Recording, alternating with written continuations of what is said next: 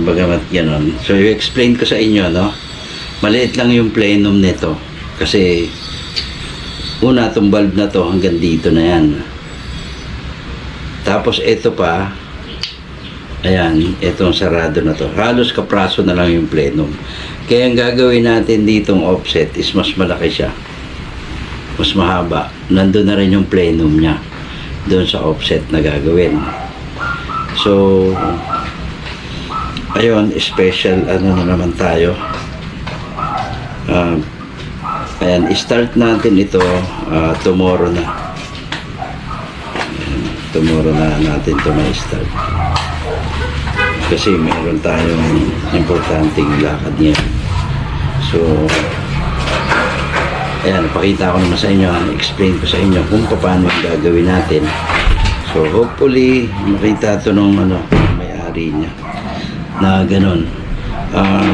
Hindi mo pwedeng basta lang lagyan ng ano to or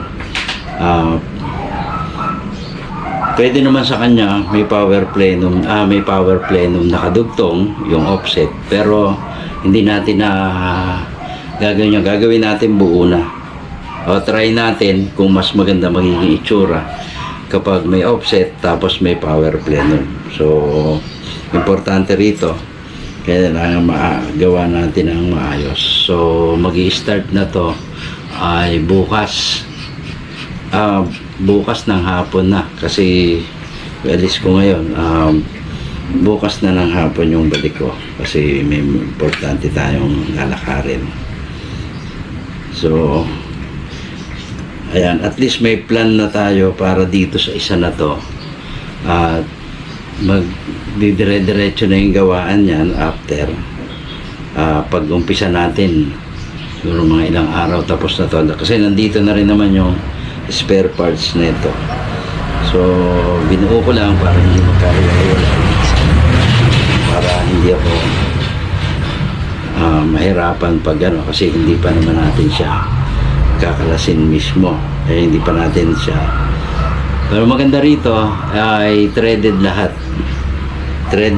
nung part, tsaka medyo pulido yung pagkagawa, hindi katulad yung mga ibang ginawa natin lately na medyo komplikado, ang daming masyado matrabaho. So dito medyo mabilis tayong dito, although may mga idadagdag talaga tayo bukod doon sa dati nating ginagawa, okay na rin. So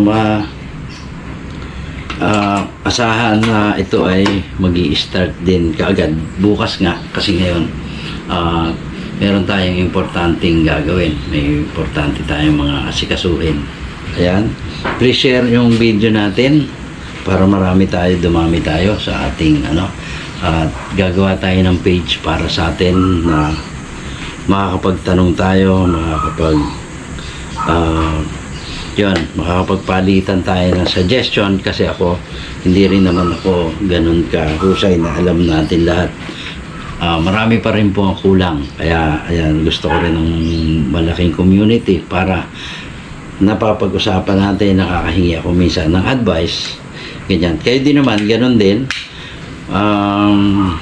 maibahagi natin yung experience natin sa airgun industry at sa paggagawa nito.